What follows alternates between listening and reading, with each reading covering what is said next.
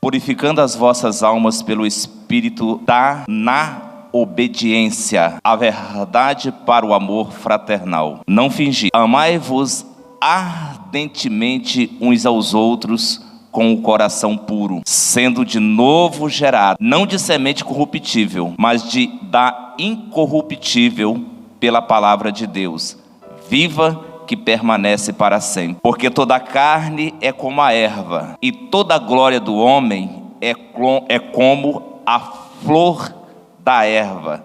Secou-se a erva e caiu a sua flor. Mas a palavra do Senhor permanece para sempre. E esta é a palavra que entre vós foi evangelizada. Pai querido, em nome de Jesus, diante do teu trono, através do sangue da cruz, eu quero invocar o teu nome.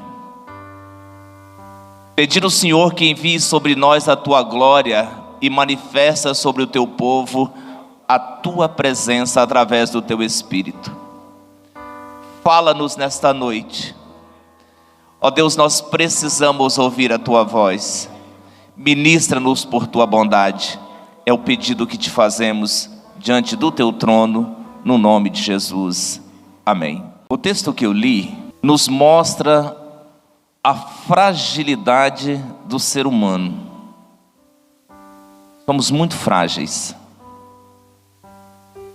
Mas quando nós olhamos para nós como igreja, quando você olha para você como igreja, você é diferente. Porque a igreja do Senhor tem uma promessa eterna. Ela tem uma promessa para viver a eternidade com o Senhor. Você não entendeu.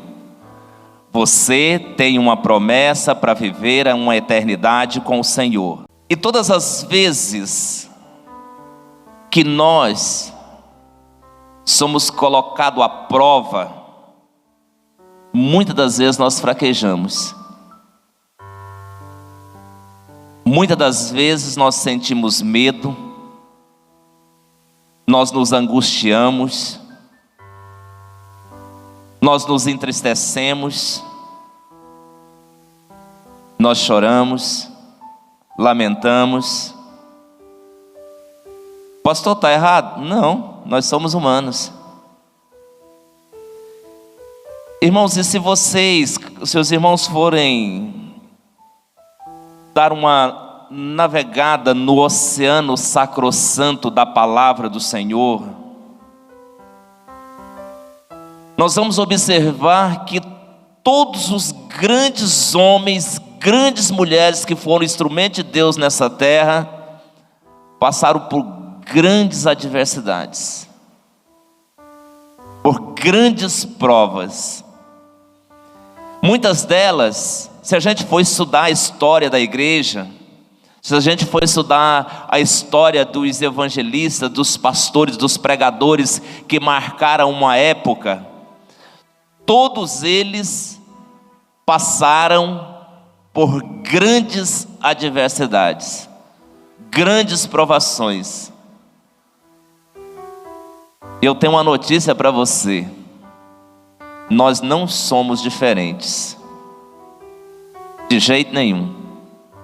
Se a gente pegar, por exemplo, a história de Martinho Lutero, você vai ver o preço que esse homem pagou pela reforma protestante da igreja. Ele enfrentou reis e líderes poderosos da sua época. Ele chegou a comer de lixo, a mendigar na rua para poder estudar, mas marcou a sua época. E eu fico olhando, irmãos, às vezes eu fico orando, eu fico perguntando para Deus. Quando a gente olha a Bíblia, a gente vai encontrar homens que foram ousados, que foram determinados, que foram de uma forma tão sobre-humana, provados, e a gente fica pensando, sabe, reverendo, a gente fica pensando, aonde foi, como foi que esses homens conseguiram o equilíbrio emocional para continuar?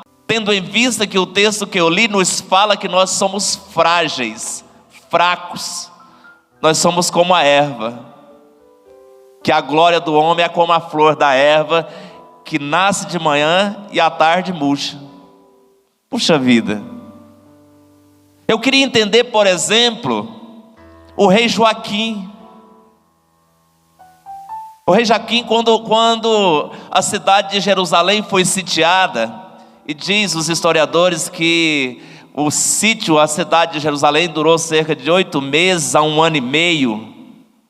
O rei Joaquim pega, irmãos, e chama os seus poucos soldados e cava um túnel de 520 metros em rocha bruta. E até hoje os arqueólogos não sabem como que ele conseguiu fazer aquilo lá. Que começou um povo de cá, dentro dos muros da cidade, e outro perto da fonte, e os dois encontraram no meio. Como que consegue fazer isso? E eu quero te fazer uma pergunta: como que uma pessoa consegue equilíbrio emocional e psicológico para poder enfrentar uma situação dessa, sabendo que a morte era um risco iminente? Como? A gente olha, irmãos, para o profeta Elias, por exemplo. A gente olha o fato ali no Monte Carmelo. Ele chama a nação de Israel, que estava dominada pela corrupção de uma mulher pervertida, chamada Jezabel. Ela havia introduzido na nação de Israel alguns deuses, e entre os deuses que ela tinha introduzido, Azerá e Deus Baal. Azerá tinha 450 profetas e Baal tinha 400 profetas. Ele chama, faz uma comissão no Monte Carmelo. Preste atenção, eu estou falando de um homem, irmão. Como que esse moço, como é que esse camarada encontra equilíbrio emocional para poder ter uma atitude dessa? Pastor, Deus era com ele. Um negócio para você, olha aqui para mim. Deus é com você também. Deus é comigo também, Deus é conosco também, Deus é com essa igreja também, Deus é com as pessoas que estão conectadas conosco também. Mas nós temos medo. E quando Daniel foi jogado na cova dos leões, que os leões ficavam em jejum, ficavam com fome, e aí quando de repente eles alimentavam os leões com corpo humano, com vidas humanas, e quando jogou Daniel lá dentro, vai falar para mim que aquele homem não temeu naquele momento? Eu quero te perguntar, a gente começa olha aqui para mim, a gente começa a perguntar: como que um ser humano consegue equilíbrio emocional e psicológico para enfrentar uma situação dessa? Irmãos, eu tenho uma convicção tão grande que essa palavra veio do trono de Deus, que ela mexeu com a minha alma hoje o dia todo. Eu quero chamar a sua razão, a sua mente, os seus pensamentos, o seu intelecto, a sua capacidade intelectual, a sua inteligência, o seu QI, para pensar junto comigo. Não tem situação, olha aqui para mim, você que está conectado, chega mais perto aí do seu monitor. Existe situação que não tem saída. Irmãos, igreja, existe situação que não tem saída. Pastor, o que é isso? Eu vim aqui para ouvir uma palavra de ânimo. Você vai entender.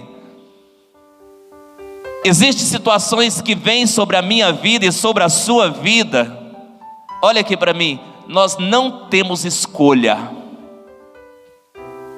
Irmãos, não é franqueado o direito de nós escolhermos. A gente não escolhe. E tem muitas situações, irmãos, que machucam muito. Eu tenho uma dificuldade grande na minha vida, muito grande, é de ver o sofrimento dos outros. Pastor, e as tuas provas? Irmãos, eu olho para mim e parece que as minhas provas, eu não vejo elas assim como prova. Eu acho que Deus está me testando e me preparando. Mas a gente vê tragédias, a gente vê situações que não tem o que fazer, irmão. E mediante essa situação que atravessa a minha alma, eu fui orar ao Senhor, eu fui falar com Deus. E quando eu sinto assim, irmão, só tem uma coisa que eu consigo fazer, é orar. Só orar. Eu não dou conta de fazer mais nada. Aí eu vou orar. E aí eu acordo pela madrugada e fico lá na cama sem dormir, olhando para o teto e orando, e falando com Deus, e pedindo ao Senhor, e clamando aos céus, e chamando pelo Senhor. E Deus então me deu uma resposta. Por todas as adversidades, filho, continua confiando. Eu continuo no controle. Eu sou Deus. Eu ainda tenho tudo no controle das minhas mãos. Escute, irmão, e Deus me falou tão profundo, falou assim: olha, filho, se você olhar para a minha palavra, que é a verdade, por isso que eu fiz questão de ler, que a palavra do Senhor é onde nós estamos fundamentados, é por causa dela que nós fomos gerados. Se você for olhar nesta palavra, você vai olhar as pessoas que foram visitadas por Deus, esses homens que passaram por estas provas. Olha aqui para mim, irmãos. Deus não tem compromisso com quem não confia nele. Por todas essas circunstâncias e essas situações, nós vamos continuar confiando.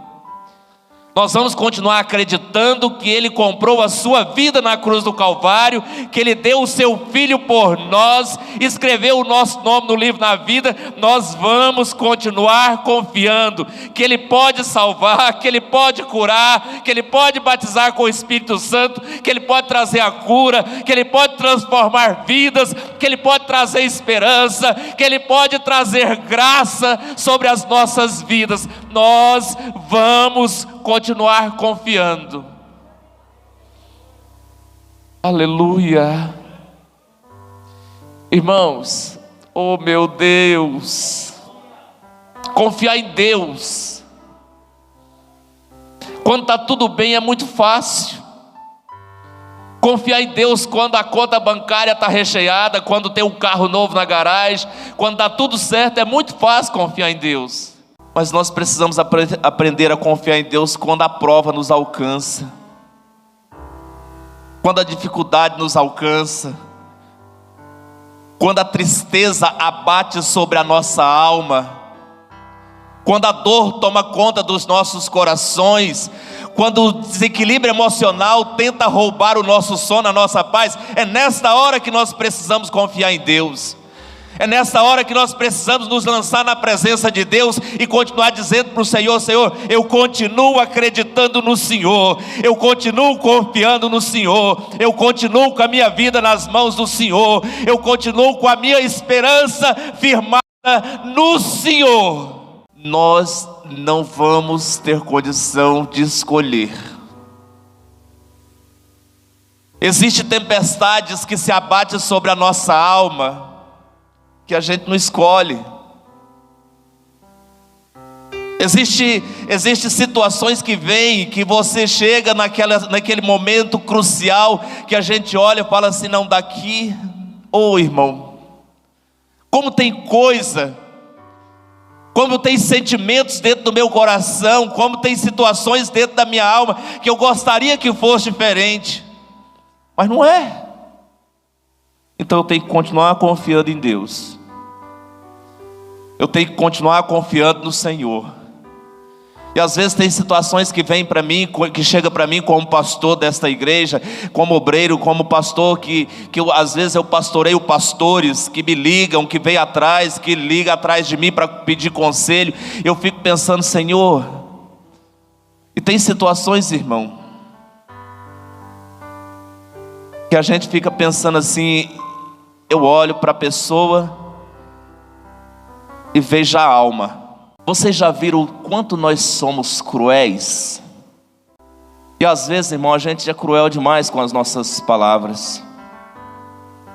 Quem deveríamos amar, a gente quer matar. A gente acredita, escute isso aqui. Olha aqui para mim, para você ver o que é. Pastor, o senhor está fora do texto? Não estou não. Eu vou te falar um negócio. Olha aqui para mim. quem nós somos. Quem é que é este homem como igreja? Quem é você como igreja? Quem é você que está conectado comigo como servo de Deus? Que tipo de obreiro nós somos? Que tipo de salvos nós somos? Que às vezes as nossas bocas é muito mais para matar do que para dar vida. Que tipo de igreja? Será que Cristo está satisfeito conosco? Irmãos, e olha aqui, para você entender o tanto que isso é sério. E muitas das vezes, nós achamos que somos melhor do que os outros, porque somos crentes. Nós não somos merecedor de nada, a não ser que Deus, por tua infinita misericórdia, nos alcance e nos dê da sua graça. Nós precisamos, irmãos. Pastor, o que o senhor quer com isso? Olha aqui para mim. Vivendo ou morrendo, o segredo é estar nas mãos do Senhor. Se Deus estiver na minha vida e na sua vida, você pode esquecer o resto, despreocupa. Se Deus fizer parte da tua história, descansa a tua alma. Pastor, tem coisa que eu não concordo, mas permanece a vontade do Senhor para a tua vida. Pastor, eu acho que não pode ser assim. Eu também acho que tem coisa que eu não queria que fosse do jeito que é. Só que eu só preciso da graça do Senhor para enfrentar. Só isso. Olha aqui para mim, irmão. Desenvolva uma comunhão com o Espírito do Santo do Senhor. E Ele vai te direcionar para a glória do nome de Jesus. Porque toda a carne é como a erva, e toda a glória do homem é como a flor da erva. Secou-se a erva, caiu sua flor. Acabou. Vivendo ou morrendo é nas mãos do Senhor, e Ele vai nos dar da sua graça. Amém?